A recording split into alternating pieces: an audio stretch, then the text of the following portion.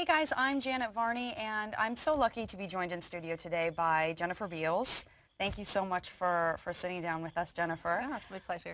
We're here to talk about a new web series that Jennifer is a part of. Actually, I'm going to pull it up right now. It's on the WIGS website, and WIGS is, you guys can see it right now. It's part of YouTube, yeah. It's a YouTube channel, and it's actually very specific and very special. Why don't you tell us about it? Well, it's all scripted. Female run yeah, and generated.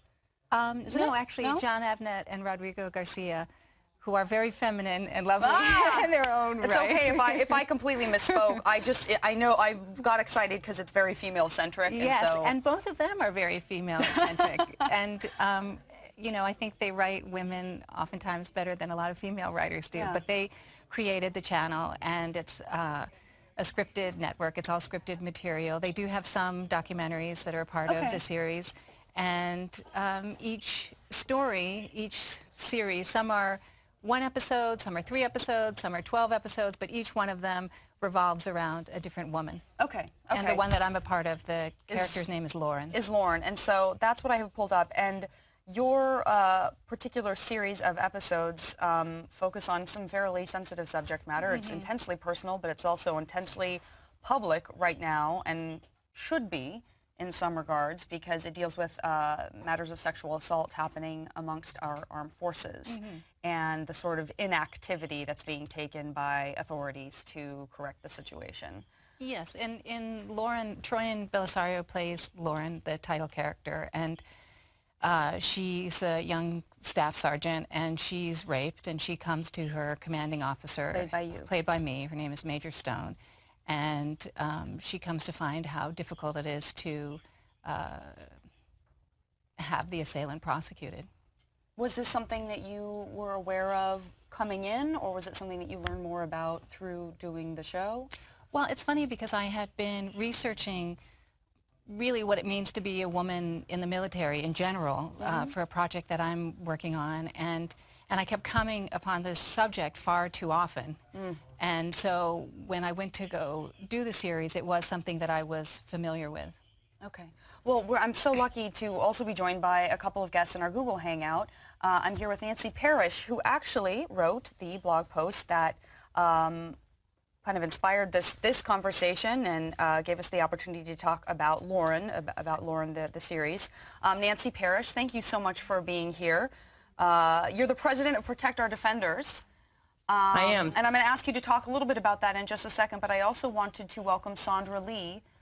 Sandra, you are a survivor of an incident similar to what we've just described, and I don't think we're going to get too into that, but I want to thank you so much for being here and weighing in with your opinions, and I want to encourage everybody to jump in if and when you feel like you have something you want to say. Don't wait for me to lead you in if you don't want. Having said that, Nancy, I've got this blog post pulled up for everybody to check out. It's time for Congress to act on sexual assaults in the military, and I'd love to hear a little bit about Protect Our Defenders and talk about the petition that people can get involved in. Sure, great. Thanks for having me, and Jennifer, thank you for what you've done to bring attention to this issue. We, Protect Our Defenders, traveled the country documenting survivor stories, and we shared them with the country on our site. And we are a place for survivors to build community, to become active, and to take action to fix this problem. There's power in voices coming together, and so we are building a grassroots movement now with over 25,000 supporters strong. And so when the Lackland scandal broke, and some of your viewers may or may not know, but as of today, 38 female trainees at Lackland Air Force Base have come forward with 15 instructors being accused of rape or sexual assault. I mean, that's that's a stunning number. Yeah. It really is a stunning number.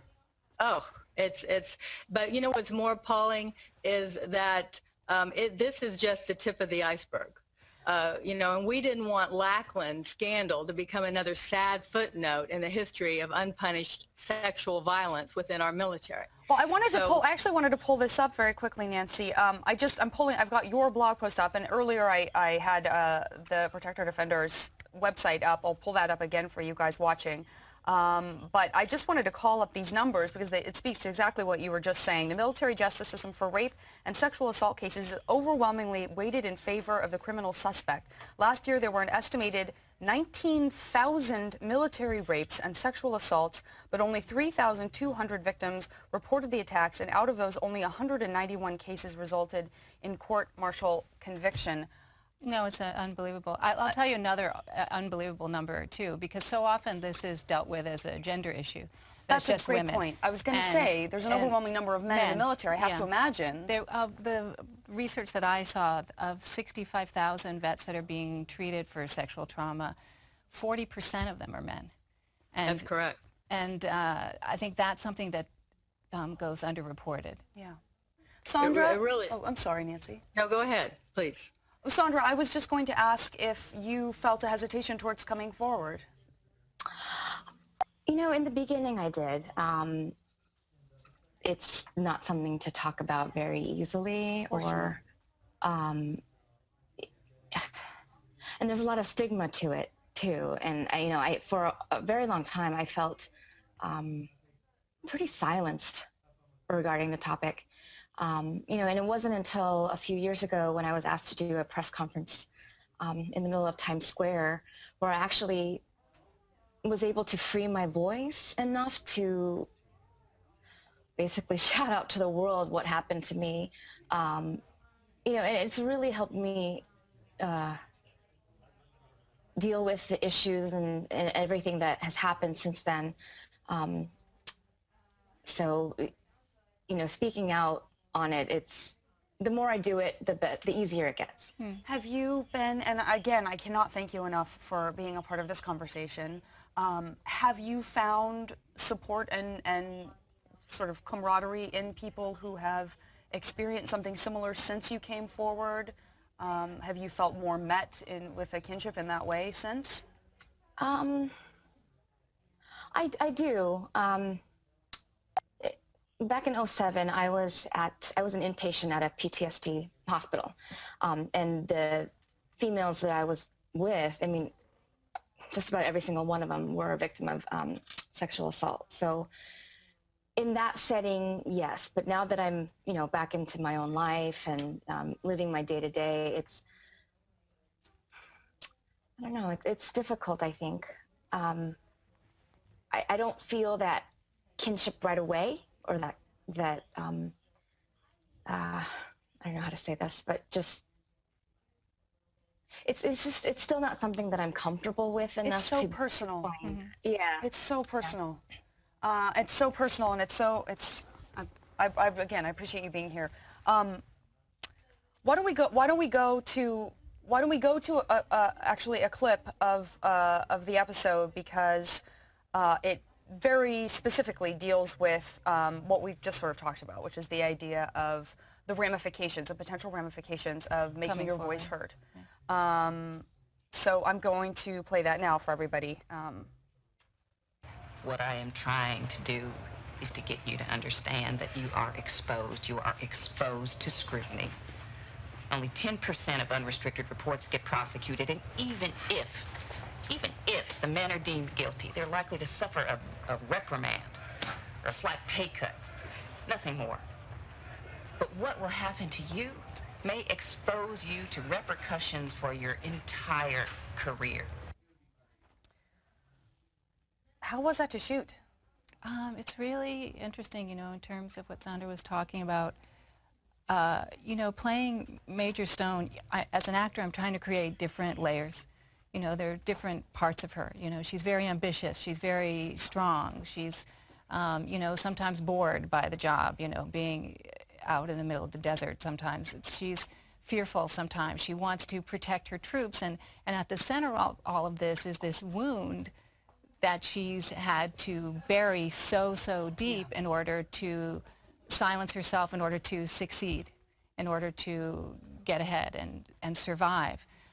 So at any given moment on the set, you know, I felt incredibly strong and incredibly empowered, and yet ready to explode at any moment. And there are scenes that Troy and I have together, and she plays Lauren, and we are sometimes letting one another know, and sometimes in very veiled language, what has happened to us. And as an actor across camera from Troyan, I can see her start to get upset. And there's part of me is like, as Major Stone was like, don't you dare cry. Right. Don't you cry, because you're not allowed to. Right. You're not allowed to have those feelings because you're a warrior. And the fact is, you know, in the military, we are simultaneously asking people to have this intense loyalty and this almost love for one another, in that there's a ersatz kind of family that's created in a unit. You know, and the romantic notion of the military is there's this intense camaraderie, and that soldiers will do anything to protect one another and to help one another. Yeah. And I don't think that's overly romantic, but at the same time, you're asking people to be able to potentially defend that unit, which means you're asking people to potentially have to kill somebody. And it's a very fine, so layered. It's a very fine balance. And I think when you keep redeploying people, it becomes an increasingly difficult balance to keep. I want to pull up a comment, and we have this window here on our site where people are able to comment, and it happens really steadily at like sort of a lightning speed throughout the day. On matters like, you know, banking and what's going on abroad and all kinds of different stuff. Pretty Baby, who is on and commenting, says, see how the comments quieted down. This topic makes people uncomfortable and should be addressed publicly more so that this doesn't continue. And I think it is interesting. There's been this sort of slowing, this quieting of comments. People maybe don't know what to say or how to react. Or how to handle it. Yeah. Nancy, I wanted to bring you back for a moment because I think we should talk about the campaign that's happening, the petition. I'm going to pull up, I tweeted about it today. I tweeted the suggested tweet. Can you tell us about that? Yes, it's to your point from the person who just messaged you, which is people don't know what to do. This is so horrific. You know, just quickly, out of those numbers you reported that less than 13% report, of those few 13%, 80% wouldn't do so again if given the chance, because of the repercussions, the retaliation. And so we decided when we became involved with the Lackland crisis in terms of working with the media on this, we decided to launch a petition to call on Buck McKeon, who's the chairman of the House Armed Services Committee, to hold hearings on this most recent scandal of unpunished sexual violence in the military. And so we've launched this, and this is something we can do. It matters. A week ago, 4 survivors who are on our advocacy board traveled to D.C., delivered 13,000 petitions to Congressman McEwen and the members of the House Armed Services Committee to demand that they hold a hearing on this, that this not become another footnote in history. And we hope that your viewers will join us in signing this petition. We know through social media we can go around the power structures and we can build community and we can take action and force change. And so this is an opportunity to do something about it. And we really, you know, we want to hold the military leadership's feet to the fire on behalf of these patriotic young servicemen and women. And it is, as Jennifer pointed out, many men as well. And I do have the petitions pulled up, just so you know. And I wanted to ask you a question. I had heard that once an assailant is prosecuted and found guilty, once they enter into the civilian population, that they are not registered as a sex offender.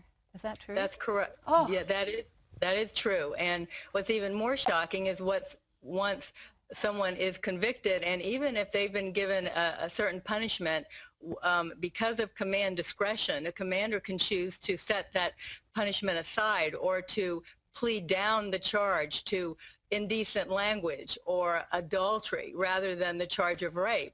And the military for some years is supposed to have created a sex offender database. There still isn't one in place. So often they just, the few times they do actually take action against a perpetrator, they may just kick them out. So they're out and exposed into the community to commit this crime again. It's really appalling. And just one more quick thing, the military on one hand, leadership has said zero tolerance, but we've collaborated in filing suit against the Department of Defense for retaliating against those who've come forward. And the military's defense in civilian court was that rape was incident to service. No. That it was an occupational hazard. And in fact, the court agreed, and we've appealed that. So it really... That's amazing.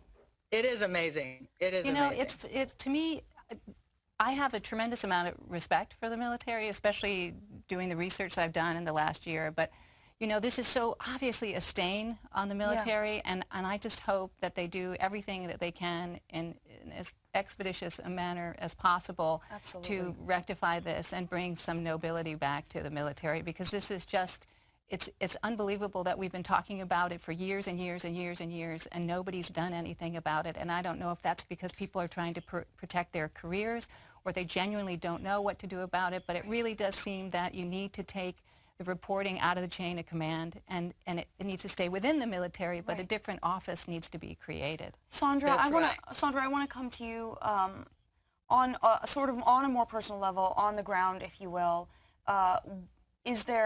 What would you like to see change for people like you? What would you like to see the military's reaction in terms of an initial reporting process?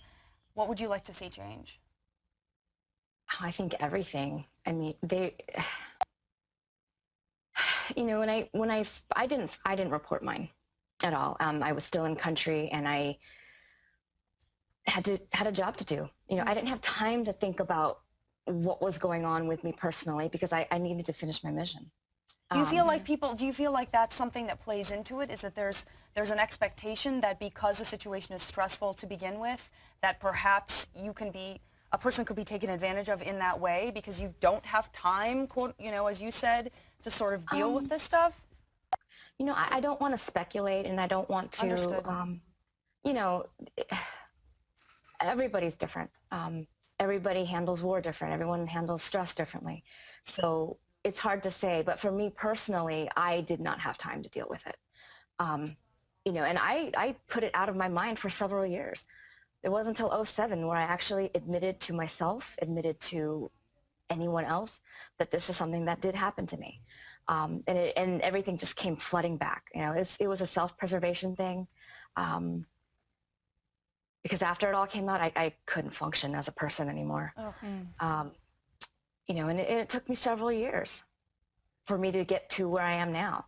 And, you know, it's every day, it's a continuous struggle, having to deal with, and I mean, not only with the military sexual trauma, but just having been in combat and having to do and see the things that I had to do and see, you know, so. But as far as change, I don't know. I mean, it's such a hard thing to come up with some kind of answer, because there's not one answer. Right. You know, and like Nancy was saying, I mean, it's up to the commander's discretion.